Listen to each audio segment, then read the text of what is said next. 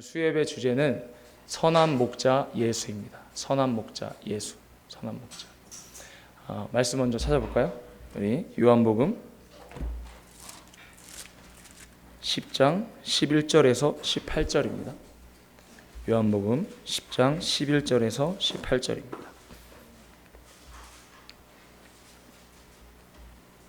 우리 다 같이 합독하시겠습니다. 시작. 나는 선한 목자라. 선한 목자는 양들을 위하여 목숨을 버리거니와 삭구는 목자도 아니요 양도 제 양이 아니라 이리가 오는 것을 보면 양을 버리고 달아나나니 이리가 양을 늑탈하고 또 해치느니라. 달아나는 것은 저가 삭군인 까닭에 양을 돌아보지 아니함이나 나는 선한 목자라. 내가 내 양을 알고 양도 나를 아는 것이 아버지께서 나를 아시고 내가 아버지를 안 것 같으니 나는 양을 위하여 목숨을 버리노라. 또 이 우리에 들지 아니한 다른 양들이 내게 있어 내가 인도하여야 할 터이니 저희도 내 음성을 듣고 한 무리가 되어 한 목자에게 있으리라. 아버지께서 나를 사랑하시는 것은 내가 다시 목숨을 얻기 위하여 목숨을 버림이라. 이를 내게서 빼앗는 자가 있는 것이 아니라 내가 스스로 버리노라. 나는 버릴 권세도 있고 다시 얻을 권세도 있으니 이 계명은 내 아버지에게서 받았노라 하시니라. 아멘. 아멘. 하나님은 목자 되십니다. 그래서 우리 인류를 양으로 비유하셨죠. 목자와 양 이렇게 비유하신 이유는 이스라엘 백성들에게 가장 직접적으로 또는 이해하기 편하게 쉽게 이해할 수 있게끔 목자와 양을 비유하신 것입니다. 왜냐하면 이스라엘 백성들은 그 광야에서 목동의 삶을 살아갔기 때문에 목자와 양의 관계를 통해서 우리 하나님과 우리의 관계가 어떤 것인지를 쉽게 접할 수 있고 쉽게 이해할 수 있기 때문에 그 비유를 사용하신 것이죠. 양과 우리 인류를 비유를 하셨는데 양의 특징이 뭐냐면 눈이 잘 보이지 않습니다. 그래서 코앞에 있는 것만 보인다는 거예요. 그래서 내 앞에 있는 선행하는 양이 만약에 절벽으로 떨어지면 그 양을 보고 절벽으로 같이 떨어진다는 것입니다. 그리고 또 이 양은 가장 망가지는 곳이 어디냐? 먼저 망가지는 곳이 바로 귀라고 합니다. 귀. 그래서 들리지가 않는다는 거예요. 목자의 음성이 들리지 않아서 이 양들은 그래서 뭐 이리 치고 저리 치여서 헤매다가 방황하게 되고 그렇게 된다고 하는 것입니다. 그리고 또 이 양들이 얼마나 고집이 세고 또 어리석냐면 더울 때는 같이 붙어 있고 추울 때는 떨어져 있는 그런 어리석음을 양은 항상 이렇게 내비친다고 합니다. 그런 것들을 봤을 때 우리 인간과 별 다를 것이 없다는 것이죠. 그래서 우리가 인간이 양으로 비유된다는 건 우리가 양은 꼭 목자가 필요하다는 것이죠. 목자가 반드시 있는 양이어야 되는 것입니다. 양이 목자가 없다면 이 들짐승부터 공격을 받고 밥이 되는 것입니다. 또는 이리저리 헤매다가 방황함으로 흩어지게 되겠다는 거예요. 흩어지게 됐어. 하지만 이 목자가 있는 양들은 먹이를 먹고 보호를 받고 인도를 받는 것이죠. 어디로? 푸른 초장으로 먹을 만한 그 물가로 인도를 받는 것입니다. 그런데 이 목자가 없는 이 양들은 그렇게 항상 위험에 노출되어 있고 항상 우리가 어리석게끔 다른 곳을 그 목자의 음성을 듣지 못하고 다른 이리들의 음성 또 다른 어떤 것들의 음성에 어떤 소리에 더 민감히 반응한다라는 것이죠. 근데 이 양이 이제 목자에게 딱 완전한 의존을 해야 되는 존재인데 그 완전한 의존을 함으로써 이 양은 생명을 유지하게 되는 것입니다. 그래서 우리 인간도 마찬가지라는 거예요. 하나님이 참 목자시라고 구약 성경에 계속 목자라고 계속 비유하고 계십니다. 하나님은 참 목자십니다. 그래서 우리 인간은 하나님과 연결되어 있을 때 하나님께 전적으로 우리가 의존할 때 전적으로 의존할 때 우리가 생명을 누릴 수 있게 되는 것이죠. 근데 우리에게 죄가 들어왔단 말이에요. 죄가 들어옴으로써 그 생명을 누릴 수 없는 존재가 되었습니다.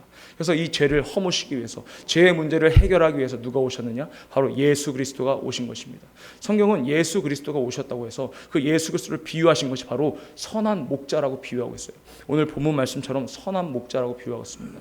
그래서 예수께서 피를 흘리심으로 인해서 그 피로 말미암아 우리가 담력을 얻게 되는 것이죠.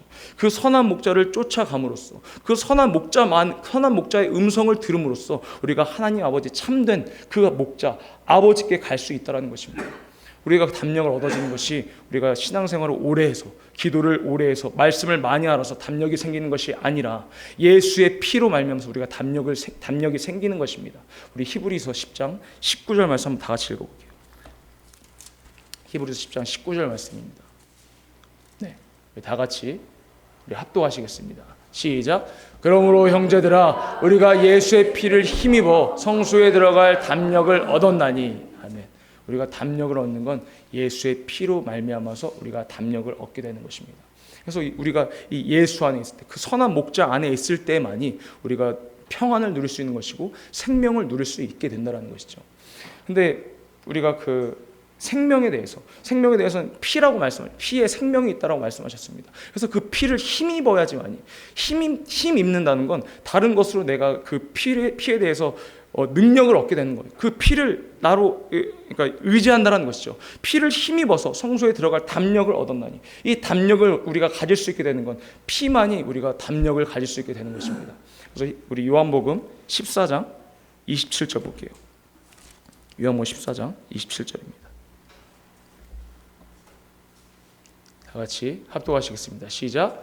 평안을 너희에게 끼치노니 곧 나의 평안을 너희에게 주노라. 내가 너희에게 주는 것은 세상이 주는 것 같지 아니하니라. 너희는 마음에 근심도 말고 두려워하지도 말라. 네.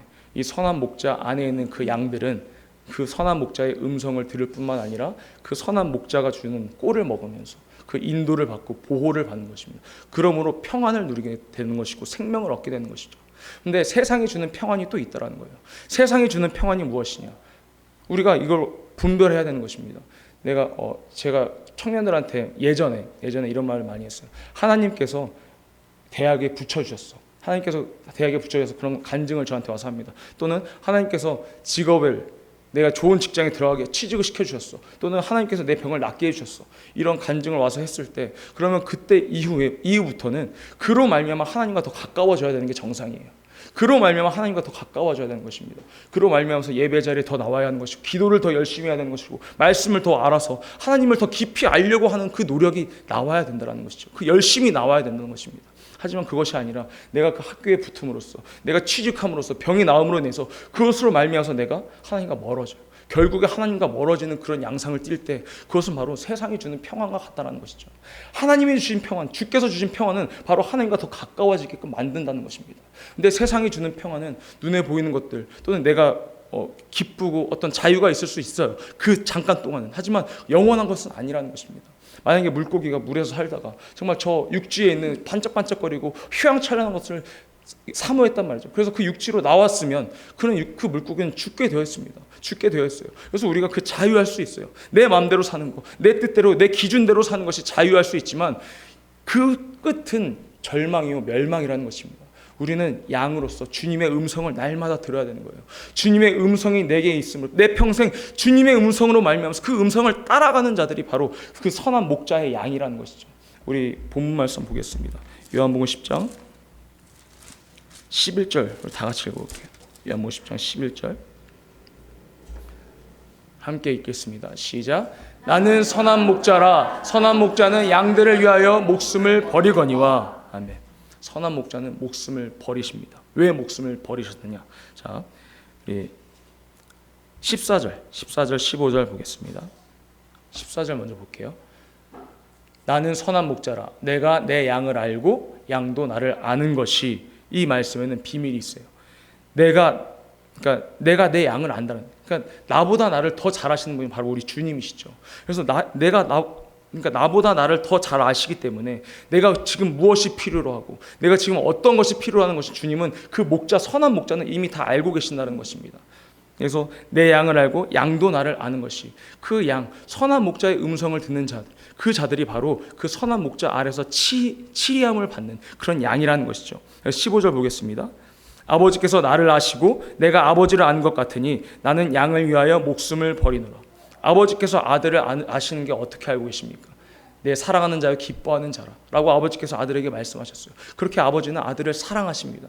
그래서 그 아들은 아버지께 영원히 겸손하셨고 영원히 영광을 돌리셨습니다. 그로 말미암아서 아버지가 아들을 사랑하시는 거예요. 그 아들이 이제 그 선한 목자께서 그 양을 사랑하심으로써 어떻게 사랑하시느냐? 목숨을 주면서까지 사랑하시는 것입니다. 내 목숨을 주면서까지 사랑하시는 것이 바로 선한 목자의 그 양을 사랑하는 마음이에요. 그래서 우리가 그 양을 그 선한 목자로서 그 선한 목자 아래에 있을 때에 그 선한 목자로서 우리가 정말 그 사랑을 받고 평안을 누리게 되는 것은 아버지께서 아들을 사랑하신 것 같이 그 아들도 우리를 그대로 사랑하신다는 것입니다. 이것이 얼마나 우리에게 큰 기쁨입니까? 우리가 다른 것에서 사랑을 받는 것이 아니라 아버지가 아들을 사랑하신 것 같이, 그 아버지께서 아들을 사랑하신 건 변치 않는 사랑이라잖아요. 그 사랑은 영원 무궁하고 그 사랑은 측량할 수가 없다는 것이죠. 근데 그 사랑하는 것 같이 우리를 사랑하신다는 거예요. 그 사랑을 우리가 받을 수 있다는 것이 얼마나 우리가 행복한 것이고 얼마나 우리가 큰 기쁨인 것입니까? 이것은 우리가 하나님께 내 모든 것을 다 드려서 사랑을 고한다고 한들 그 한계치는 그 발꿈치도 미치지도 못하는 그런 사랑입니다. 그만큼 큰 사랑을 우리가 받는다는, 말로 형용할 수 없는 그 사랑을. 그래서 그 사랑은 목숨을 주면서까지 주님께서 우리를 사랑하심으로 목숨을 주셨다는 것이죠.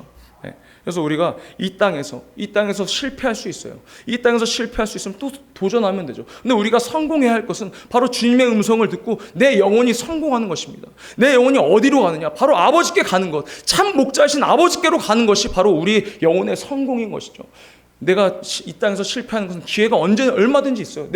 내가 기회를 만들 수 있습니다. 하지만 내 영혼의 기회는 육체가 있을 때 단 한 번뿐입니다. 단번이에요, 단번. 내가 죽고 나면 기회가 없는 것입니다. 그래서 육체가 있을 때에 내 영혼을 성공시키기 위해서 주님의 음성을 날마다 들으면서 그 주님의 음성을 사모하고 그 주님의 음성으로 말미암아 꼴을 먹고 그 주님의 음성으로 말미암아 내가 기쁨을 누리고 즐거워해야 하는 것이죠. 근데 그것을 빼앗겨서 일에게 먹히고, 그러니까 제가 어떤 영상을 봤는데 양의 무리가 있어요. 그 양의 무리 안에 염소를 한 마리 갖다 놓습니다. 그 염소를 한 마리 갖다 놔서 같이 지내게끔 해요. 그러다가 염소가 때가 되면 이 양들을 몰고 이제 뭐 도살을 하러 가든 다 데려간다는 거예요. 그 양의 이름이 바로 유다 염소예요. 유다 염소. 진짜로 있더라고요. 그 장면이, 사진이 찍힌 게.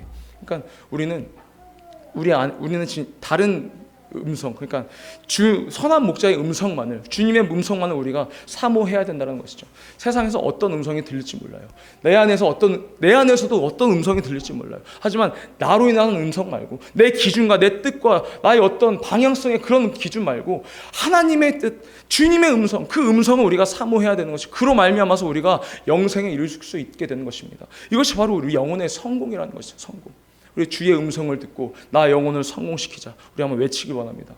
주의 음성을 듣고 나 영혼을 성공시키자. 우리 3번 외치겠습니다. 시작. 주의 음성을 듣고 나 영혼을 성공시키자. 주의 음성을 듣고 나 영혼을 성공시키자. 아멘.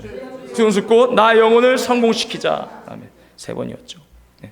그래서 우리가 부활이라고 하죠. 부활. 우리가 부활의 표대를 향해서 우리가 달려가고 있습니다. 주일에도 우리 전사님께서 설교를 해주셨어요. 부활. 그런데 우리가 어느 부활에 참여하느냐? 첫째 부활에 들어가느냐? 아니면 심판을 받고 부활하느냐? 영생의 부활에 이르느냐? 아니면 심판을 받고 부활하느냐? 우리는 어느 부활에 가냐는 것이죠. 정말 우리가 죽어서 낙원에 들어갈 것인가? 아니면 그러니까 우리가 성공하는 것은 우리가 알고 가야 되냐?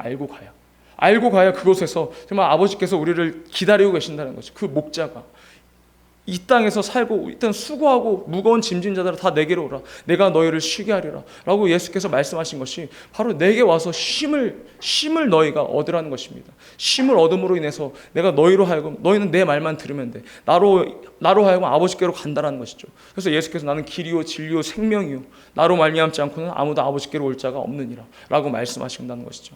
그래서 그 말씀을 토대로 우리가 정말 예수의 음성, 그 주님의 음성을 정말 우리는 들으려고 해야 되는 것입니다. 예배를 통해서 이 말씀이 나에게 떨어질 때 주님께서 나에게 어떤 말씀을 하고 싶으실까?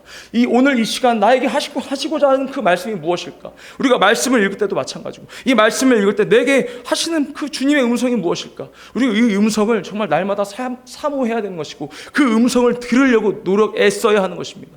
근데 그 음성을 어떻게 듣습니까? 나의 어떤 것이 아니라 우리는 영감으로 들어야 되는 거예요. 영감으로. 그 영감이 있을 수 있는 건 우리가 성령 충만한 것밖에 없어요. 성령 충만함으로 이 진리 안에서 우리가 성령께서 진리를 알게 하시고 그로 말미암아서 우리가 그 안에서 하나님의 뜻을 알고 그 안에서 주님의 음성을 날마다 들을 수 있고 우리가 가져갈 수 있게 되는 것이죠. 그 응답을. 그래서 이 시간 우리가 기도할 때 정말 우리 주님의 음성을 날마다 사모하기 원합니다. 내가 주의 음성을 날마다 사모하여서 나 영혼을 성공시키기 원합니다. 나에게 정말 내 육체가 있을 때 기회의원이, 이 세상에서 실패는 정말 언제든 기회를 만들 수 있지만 정말 우리가 육체가 사라지면 기회가 없습니다. 그래서 이 시간 정말 우리가 기도할 때에 정말 날마다 내 평생에 주의 음성을 듣고 내가 나아갑니다. 주의 음성을 듣기 원합니다. 주의 음성을 사모합니다. 이 시간 예수의 새 몸 누시고 우리 간절히 기도하시겠습니다.